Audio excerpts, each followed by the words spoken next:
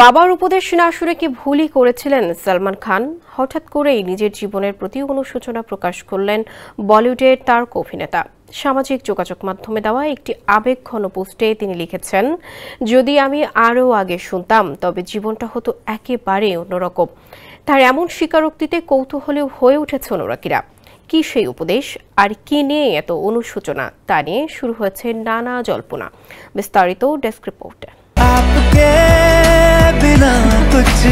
শুক্রবার সামাজিক মাধ্যমে নিজের একটি ছবি পোস্ট করেন সালমান খান। ছবির সঙ্গে লেখা এক দীর্ঘ ক্যাপশনে নিজের মনের কথা উজাড় করে দেন এই তারকা। লেখেন, বর্তমান কখনো অতীত হয়ে যায়, আবার অতীতই কখনো ভবিষ্যতের পথ দেখায়। স্যান্ডেলিনা সো, রূপচর্চায় আভিজাত্য।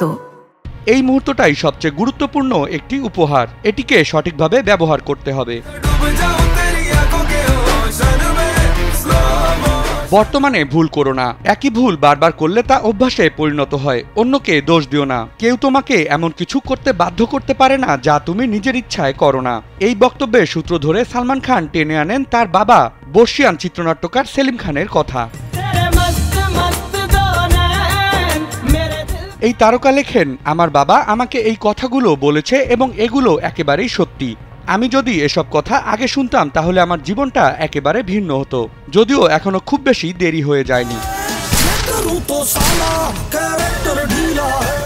সালমানের এই বক্তব্য তার অনুরাগীদের মধ্যে বিস্ময় ছড়িয়েছে। অনেকেই ভাবছেন, বাবার ঠিক কোন উপদেশ তিনি উপেক্ষা করেছিলেন, কোন ভুলে তিনি এতটা অনুতপ্ত। যদিও সালমান নিজে কিছু স্পষ্ট করেনি, তবে ভক্তদের একাংশ ধারণা করছেন হয়তো ব্যক্তিগত জীবনের কোনো সিদ্ধান্ত, সম্পর্ক বা ক্যারিয়ারের কিছু ভুল পদক্ষেপ নিয়ে তিনি আজ এই উপলব্ধিতে পৌঁছেছেন। তার এই অনুভূতির প্রকাশকে অনেকেই দেখছেন আত্মবিশ্লেষণের মুহূর্ত হিসেবে।